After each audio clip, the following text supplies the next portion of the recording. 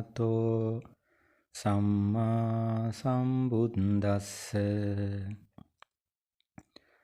කාමාදී භවත්‍රය ආවරණය කරමින් මේ සක්වල ගැබ පුරා වැඩ සිටින සම්මුති පරමාර්ථ මහා සංඝරත්නයෙන් මට අවසර ලැබේවා.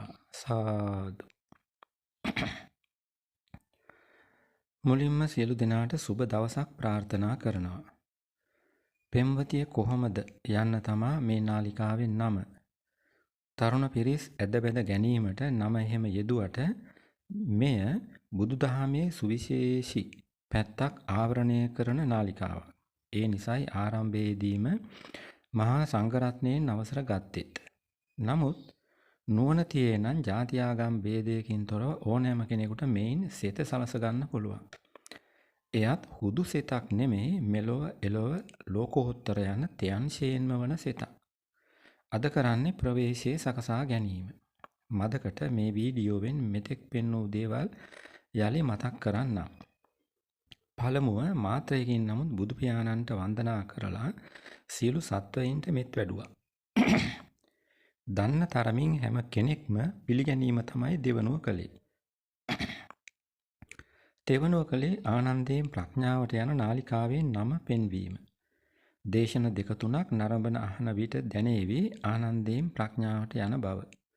නාලිකාව ස්ත්‍රීන් ගැන වූවක් නිසා සිව්වනුව ස්ත්‍රී පින්තූර කීපයක් පෙන්වුවා. නාලිකාවේ පරමාර්ථය පෙන්වුවේ පස්වනුව. පරමාර්ථය තමයි විවාහ දිවිය සාර්ථක කරගන්නා අතරේ ලෝකෝත්තර සෙතද සලසා ගැනීම. ඒ උදෙසා කරන දේශනමාලාවේ අරමුණ පෙන්වීම සයවනුව කළා. කුමක්ද අරමුණ? අරමුණ තමා ස්ත්‍රිය, ස්ත්‍රීන් බඳු පිරිමි, ශ්‍රේෂ්ඨ ස්ත්‍රිය, නියම පුරුෂයා යන සිව් පිරිස හඳුනා ගැනීම. එය කරන විට ඔවුන් වටා ඇති තව පැතිත් ආවරණය වෙනව නොදැනීම. හත්වනුව ඒ පැතිත් පෙන්වුවා. ප්‍රවේශයේ සකසන බුද්ධ දේශනා 4 පෙන්වුවේ 8 වනුව. අවසානයේට මගේ කාරුණික ඉල්ලීමත් ගෞරවණීය ඇරයුමත් කළා. දැන් අද දේශනය. ඒ කියන්නේ ප්‍රවේශය සකසා ගැනීම. මෙහි අගදි වැටහෙවි නාලිකාවට ඉහත නම තැබූ හේතුවත්. උද්‍යෝගිමත් වෙන්නත් එක්ක මුලින්ම ස්ත්‍රියගේ විශේෂ පැත්තකට අදාළ සත්‍ය සිද්ධියක් කියන්නම්, හොඳින් අහගන්න.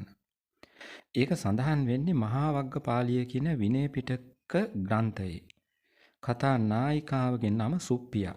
අංගුත්තර නිකායට්ට කතාවේ සඳහන් අන්දමට ඇය තමයි මේ බුදු සසුනේ ගිලනුන්ට උපස්ථාන කරන උපාසිකාවන් අතර අග තනතුර ලැබුවේ. සංසාරික පුරුද්දට අනුව ඇය සැමියාත් එක්ක ආරාමයට ගිහින් භික්ෂූන්ගේ සුව දුක් විමසනවා.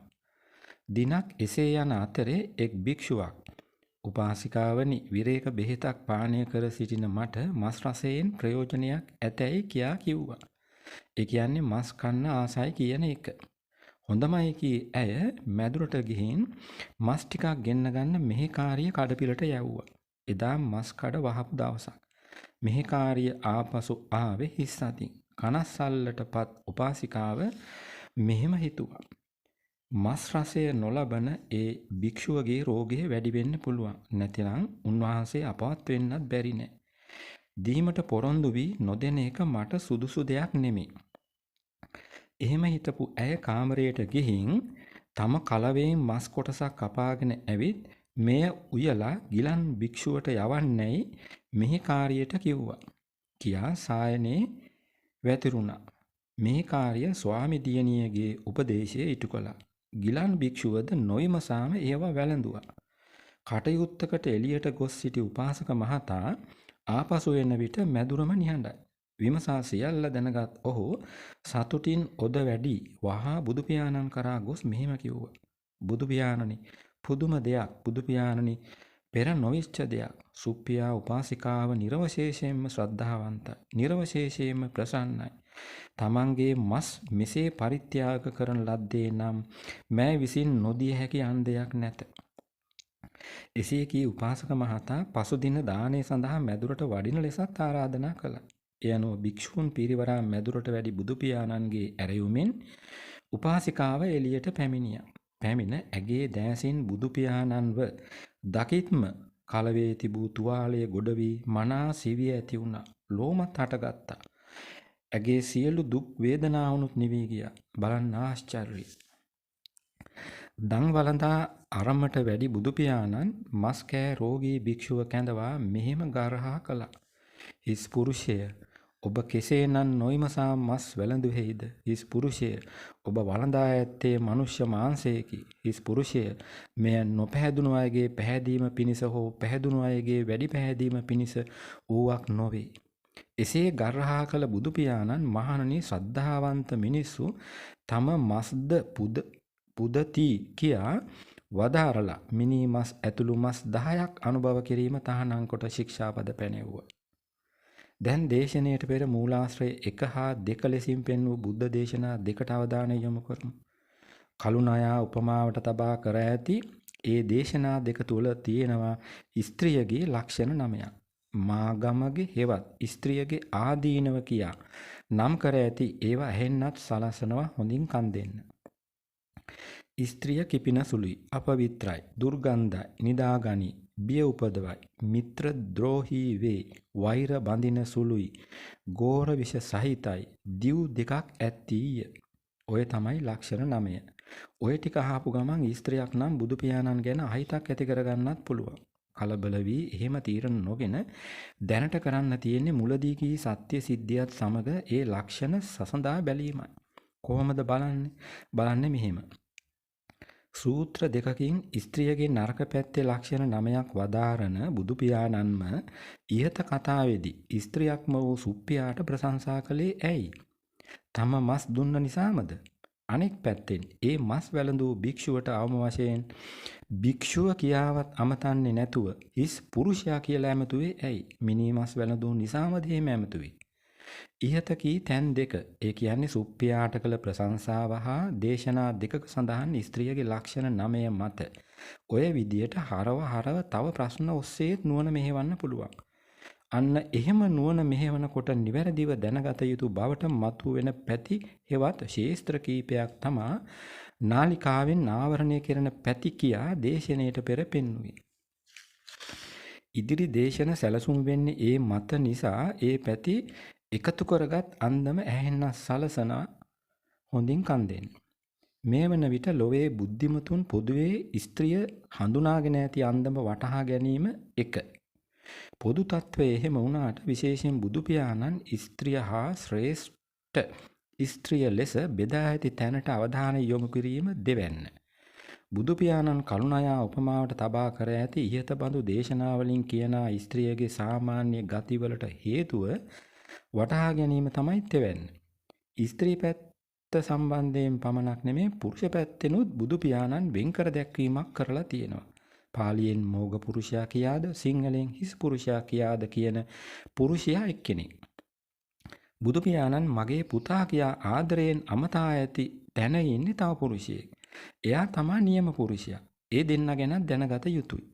ඔය අතරේ ඉන්න හුදු ස්ත්‍රියක් කොහොමද ශ්‍රේෂ්ඨ ස්ත්‍රියක් වෙන්නේ කියන එකත් හිස් පුරුෂයා මගේ පුතා කියන තැනට පත් වෙන්නේ කොහොමද කියන එකත් දැනගන්න ඕනේ. ස්ත්‍රිය නිසා නිඳා ලබන පිරිමි කොටසකුත් ඉන්නවා. ඔවුන් ගැන දැනගත යුතුයි. ඔය ටික දත් නුවණැති අයට අවසානයේ ප්‍රශ්න දෙකක් මතුවෙනවා. එකක් තමයි ස්ත්‍රී බව ලබන හේතුව කුමක්ද කියන එක. අනෙක ස්ත්‍රියක් පිරිමි බව ලබන්නේ කොහොමද කියන එක. ඔන්න ඔය පැති දැනගත් නුවණැත්තට ස්ත්‍රී පුරුෂ කිසිම උපතකට නොයා සදා සැනසෙන මාර්ගයත් විවර වෙනවාමයි. දැන් යලිත් මේ නාලිකාවේ පරමාර්ථය මතක් කරගමු. පරමාර්ථය තමා විවාහ දිවිය සාර්ථක කරගන්නා අතරේ ලෝකෝත්තර සෙතද සකසා ගැනීම. ඉබ්බඳු තැනක තිබෙන මේ නාලිකාව නරඹන අහන ඔබ පෙම්වතෙක් නම් ස්ත්‍රියක් වන ඔබේ පෙම්වතිය ඉන්නේ කොහොම තැනකද කියා නිකමට විමසා බලන්න. ඔබ නියම පුරුෂයෙක්ව ඇය ඉන්නේ හුදු ස්ත්‍රියගේ තැන නම් විවාහය මරණය තෙක් පවත්වා ගැනීම ලේසි නෑ. ඔබ හිස් පුරුෂයෙක්ව පෙම්වතිය ඉන්නේ ශ්‍රේෂ්ඨ ස්ත්‍රියගේ තැන නම් ඒත් විවාහය ලේසි නෑ. ඔබත් ඇයත් දෙන්නම ඉන්නේ ශ්‍රේෂ්ඨ තැන නම් විවාහදීවිය දෙව්ලොවක් බඳු වෙයි. ඔබත් ඇයත් දෙන්නම ඉන්නේ හිස් තැන නම් විවාහය බොහෝ විට අපායක්ම තමයි. ඔය දැනුම පසුබිමේ තබාගෙන දේශනයට පෙර මූලාශ්‍රය 3 ලෙසින් පෙන්වූ බුද්ධ දේශනාවත් යලි කියවා බලන්න. එහි තියෙන්නේ ඉහතකී විවාහ 4 බුදු මුවින් වදාරා ඇති අන්දම. ජ්‍යොතිෂයෙන් පොරොන්දම් බලනවා කියා කරන්නේ ස්ත්‍රී පුරුෂ දෙපිරිස ඉහතකී අවසන් ගොඩවල් දෙකට ගොනු කිරීම බව ඒ ශාස්ත්‍රය දන්නාය දන්නවා. ඒ කොයි විවාහයක් සමග ඉදිරියට ගියත් සසරින් නම් ගැලවීමක් නැහැ. ස්ත්‍රියකට ඒ ගැලවීම පහසු කරන තැන තමා පිරිමි බව. අන්න ඒක මාත්‍රයකින්වත් වටහා ගන්න තමයි දේශනයට පෙර මූලාශ්‍රය 4 පෙන්වුවේ. මේ නාලිකාවේ දෙවන කෙටි දේශනය වන ඊළඟ එකෙන් කරන්නේ ලොවේ බුද්ධිමතුන් පොදුවේ ස්ත්‍රිය හඳුනාගෙන ඇති අන්දම විස්තර කිරීම. අද දේශනය මින් නිමයි.